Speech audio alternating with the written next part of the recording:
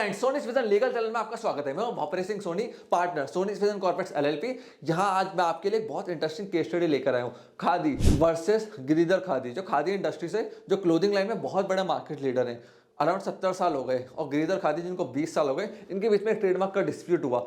ये case study बहुत interesting है, बहुत कुछ सीखने को मिलेगा कि कैसे एक ब्रांड बाद में आती है, पुराने वाली ब्रांड का ट्रेडमार्क यूज करती है और कुछ भी नहीं बिगड़ता उसका। देखिए, गिरिधर खादी और बीआर खादी एक ही कंपनी के अंडर में आते हैं। ये लोग सोप और डिटर्जेंट का काम 2001 से कर रहे थे। अब इंटरेस्टिंग बात क्या मैं आपको समझाता हूँ। गिरिधर खादी, बीआर खादी ये सब 2005 में रजिस्टर्ड हुए थे, 2001 से इनकी फाइलिंग थी, यूज कर रहे थे। ठीक 15 साल बाद 2020 में खादी वालों को याद आता है ना, हमारा ट्रेडमार्क, हमें सोप इंडस्ट्री में आना है, डिटर्जेंट में आना है, आपने हमारा ट्रेडमार्क यूज कैसे करा। इन्होंने अपोजिशन फाइल कर दी, कैंसिलेशन फाइल कर दी, फिर फाइनली कोर्ट में केस फाइल कर दिया। अब इनका कहना, खादी हमारा ब्रांड नेम है, क्लोथिंग लाइन में हम लीड करते हैं, इतना हमारा टर्नओवर है। 1956 में हमने हमारा ट्रेडमार्क को रजिस्टर्ड कराया, तो सामने वाली पार्टी हमारा ट्रेडमार्क कैसे यूज कर सकती है जो 2001 में आ रही है। हम 1956 के और सामने वाली पार्टी 2001 की। जस्ट लाइक कि जैसे टाटा रिलायंस है, टाटा क्या करता है, Tata motors, Tata salt, TCS, हर चीज में टाटा जोड़ देता है। तो टाटा एक अलग से ब्रांड नेम है। खादी का भी ये कहना है कि खादी हमारे पास है, उसका ना आगे ना पीछे कोई जोड़ के उसको यूज कर सकता है, क्योंकि उससे हमारे ब्रांड की गुडविल जा रही है, हमारे ब्रांड का यूजेज हो रहा है। तो वहां पे बहुत इंटरेस्टिंग केस लॉ बन गया, क्योंकि खादी ने जो ट्रेडमार्क एप्लीकेशन है वो 25 सितंबर 1956 में फाइल कर दी थी और उसको रजिस्टर्ड करवा लिया था उसी समय अपने ट्रेडमार्क को। तो कैसे बीआर खादी ये सब लेटर ऑन आके इनके ट्रेडमार्क को यूज कर सकते हैं, गिरिधर खादी नाम से ये सोप्स को मार्केट में लॉन्च कर सकते हैं 2001 में। अब कोर्ट ने पूरे केस को देखा, समझा, कोर्ट का जजमेंट देखिए। तो कोर्ट के एनालिसिस तो वही थे कि भैया 15 साल का सो रहे थे क्या 2001 से लेकर 2020 में, जब 2005 में भी ट्रेडमार्क रजिस्टर्ड हो रहा था, हमने कोई एक्शन नहीं लिया, तो 15 साल का डिले क्यों। सबसे बड़ी बात, सबसे पहला क्वेश्चन होता है डिले।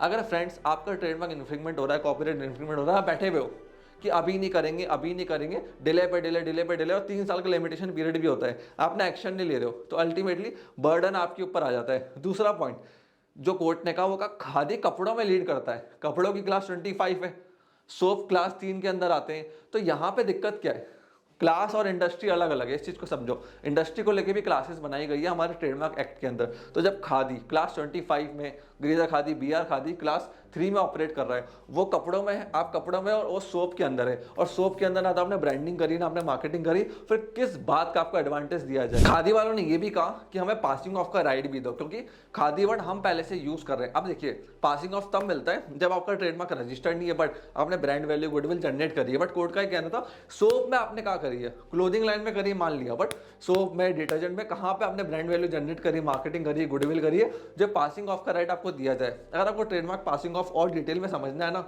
मैंने डेडिकेटेड वीडियो चैनल के ऊपर बना रखी है। पासिंग ऑफ गूगल पे, यूट्यूब पर पासिंग ऑफ लिखो और साथ में लिख दो भोपरे सिंह सोनी, आपको सारी वीडियोस मिल जाएंगी ट्रेडमार्क पासिंग ऑफ के ऊपर कि ये प्रिंसिपल कैसे काम करता है। अब फाइनली 15 साल बाद ये उठ के आए, गुडविल इन्होंने जनरेट नहीं करी सोप लाइन के अंदर। क्लोथिंग में बेस्ट है, बट सोप लाइन में कोई गुडविल नहीं है, 15 साल बाद उठ के आ रहे हैं। फाइनली कोर्ट ने जो इंजंक्शन था वो पास नहीं करा और कहा बीआर खादी और गिरिधर खादी आराम से इस ट्रेडमार्क को यूज करें, सोप बेचें, बट हर 3 महीने में हमें अपने बैंक स्टेटमेंट और अकाउंट्स कोर्ट में सबमिट करते रहे till final disposal of case. So friends, इस केस से हमें सीखने को मिलता है कि अगर आपका ट्रेडमार्क इन्फ्रिंगमेंट हो रहा है, कुछ भी हो रहा है ना, तुरंत केस फाइल करो और अपने ट्रेडमार्क पोर्टफोलियो को अपडेट करवाओ। होता कि हम ट्रेडमार्क फाइलिंग कर देते हैं, 4-5 ट्रेडमार्क रजिस्टर्ड करवा लिए, उनको अपडेट नहीं करवाया, अटॉर्नी से उसका एक वॉच में डलवा दो। जैसे हमारे लॉ फॉर्म में हम क्या करते हैं, वॉच करते हैं हमारे क्लाइंट्स के कंटिन्यूसली ट्रेडमार्क को, कहीं अपोजिट पार्टी या कोई और उसको यूज तो नहीं कर रहा, इन्फ्रिंगमेंट नहीं हो रहा। क्योंकि अगर आप डिले करोगे ना कोर्ट के अंदर जाने में, लीगल नोटिस भेजने में,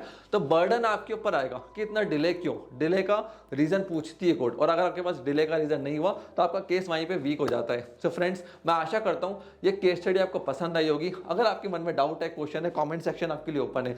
और भी कोई केस लॉ है, केस स्टडी जिसको आप समझना चाहते हो, कॉमेंट सेक्शन में लिखो, हम उनको पिकअप करेंगे, उनके ऊपर डिटेल वीडियो लेकर आएंगे। आपको मेरे से कनेक्ट होना, मेरे को इंस्टाग्राम, लिंक्डइन पे फॉलो कर सकते हैं। इस वीडियो को लाइक करके जाना, चैनल फटाफट सब्सक्राइब कर लो, जिससे हम लोग जैसी ऐसी इंफॉर्मेशन एंड वीडियो लेकर आए, आप लोगों को तुरंत उसका नोटिफिकेशन मिल जाए। आपने इस वीडियो को यहां तक देखा, हम लोग इतना सपोर्ट दिया, उसके लिए धन्यवाद।